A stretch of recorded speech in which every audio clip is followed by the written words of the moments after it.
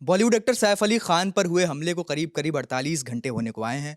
इस बीच लगातार मुंबई पुलिस इस मामले की जांच में लगी हुई है, लेकिन अभी तक कोई भी हमलावर मुंबई पुलिस की गिरफ्त में नहीं आया है। लेकिन इस बीच इस मामले को लेकर एक बड़ा खुलासा हुआ है।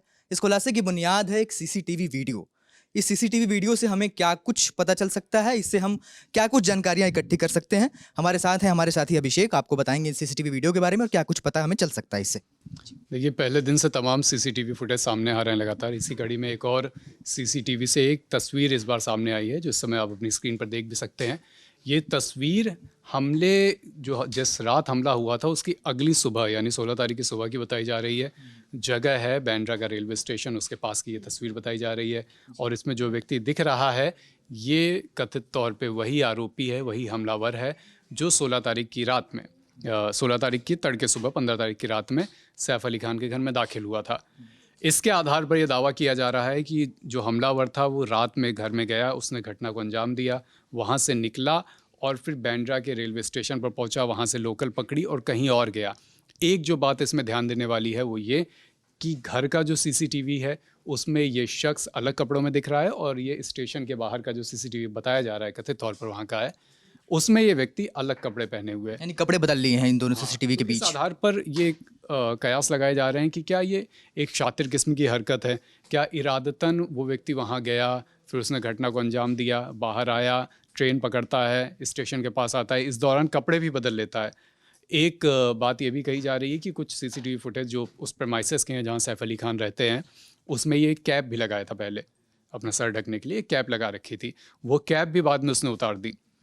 तो इससे संदेह काफ़ी गहराते हैं कि क्या भाई इंसान अमूमन अतिरिक्त कपड़े लेके अपने साथ तो चलता नहीं है। ये सब स्थितियां तभी पैदा होती हैं जब पहले से कुछ प्लान कर रखा हो।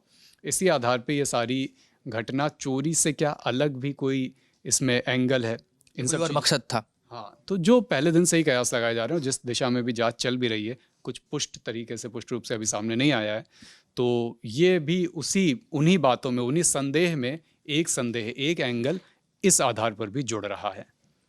अभिषेक, इसके इस जो ये सीसीटीवी वीडियो जिसकी हम बात अभी कर रहे हैं, इसके पहले भी कुछ सीसीटीवी वीडियोस आई हैं और उनसे हमें क्या कुछ पता चला है, ये भी हमें बताएं। देखिए, सीसीटीवी फुटेज तो तमाम आए हैं, लेकिन जो सबसे ज़्यादा चर्चा में आज रहा वो है 14 जनवरी का एक फुटेज। उसमें भी इसी व्यक्ति का, इसी हमलावर का होना बताया जा रहा है, और उसकी जगह है बांद्रा बैंड स्टैंड, शाहरुख खान का घर मन्नत के पास का ये फुटेज बताया जा रहा है, 14 जनवरी की तारीख। और तब ये व्यक्ति एक कथित तौर पे, जो अभी तक खबरें सामने आई हैं अलग अलग सूत्रों से, उससे पता चला है कि यही व्यक्ति जो सैफ के घर में दाखिल हुआ था, यही मन्नत पर शाहरुख खान के बंगले के पास 14 जनवरी की तारीख को सीढ़ी लगाकर, रात में 6 से 8 फीट की सीढ़ी बताई जा रही है लोहे की, वो लगाकर ताका झाकी अंदर कर रहा था। इसी के आधार पर ये बातें आई जो सुबह से आपने टीवी पर भी फ्लैश होती हुई देखी होगी कि सैफ के घर में इस घटना को अंजाम देने से पहले इसी व्यक्ति ने शाहरुख के घर की भी रेकी की थी। इसी आधार, और एक बात इसमें यह भी ध्यान देने वाली है कि 8 फीट के करीब की ये लोहे की सीढ़ी बताई जा रही है जो लगा के वो ये व्यक्ति रात में 14 जनवरी की रात मन्नत में झांक रहा था। अब इतनी बड़ी सीढ़ी, इतनी भारी सीढ़ी, लोहे की अगर सीढ़ी है, वो लगाना, उठाना, लगाना, उस पर चढ़ना, ये किसी एक व्यक्ति के बस का हो, ये मुश्किल है। इसके आधार पर ये कयास लगाए जा रहे हैं कि क्या ये एक से ज़्यादा व्यक्ति इसमें पूरी घटना में शामिल थे।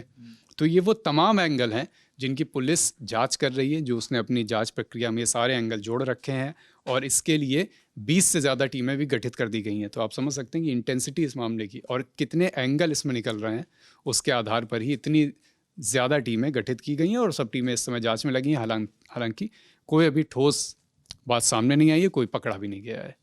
जी, ये तो सारी सीसीटीवी वीडियो, सारी जानकारियां, सारे आरोप, इन सारी चीज़ों की बात हो गई। अभी सैफ अली खान के दर्शकों के लिए सबसे ज़रूरी बात जानना कि उनकी हेल्थ को लेकर के क्या अपडेट हैं। अभिषेक इस मामले पर नज़र बनाए हुए हैं, आप हमें बताएं कि उनके हेल्थ को लेकर क्या अपडेट्स हैं। सैफ की स्पाइन के पास एक चोट लगी थी, चाकू का घाव बताया जा रहा था।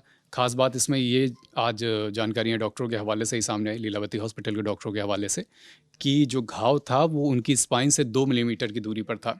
तो ये अच्छी बात है, बाल बचे, क्योंकि अगर वो 2 मिलीमीटर का फासला कम होता और स्पाइन में चोट लगती तो बहुत गंभीर चोट हो सकती थी। तो इस नाते अभी सैफ अली खान खतरे से बाहर हैं। उन्हें आईसीयू में सर्जरी के बाद अब उनको एक दूसरे वार्ड में शिफ्ट कर दिया गया है, आईसीयू से बाहर है अब वो।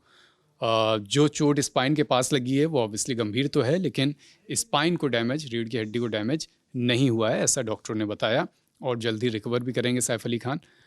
चलने फिरने पर अभी कुछ दिन के लिए मनाही रखी गई है, ज़्यादा से ज़्यादा आराम करने की सलाह दी गई है। डॉक्टरों ने साफ कहा है लीलावती हॉस्पिटल की कि अब वो खतरे से बाहर है, जो कि उनके फैंस के लिए, परिवार के लिए बड़ी राहत की खबर है। चलिए, तो हेल्थ अपडेट्स जानकर हमें ये पता चला कि सैफ अली खान के फैंस जो हैं आखिरकार राहत की सांस ले सकते हैं। इसके अलावा इस मामले से, इस जांच से जुड़ी जो कुछ भी अपडेट्स हम तक पहुंचेंगी, हम आप तक पहुंचाते रहेंगे। इस मामले पर हम लगातार अपनी नज़र बनाए हुए हैं। हमारे साथ कैमरे पर हमारे साथी हैं आलोक, हमारे साथी थे अभिषेक, जो आपको सारी जानकारियां दे रहे थे। देखते रहिए दी ललन टॉक।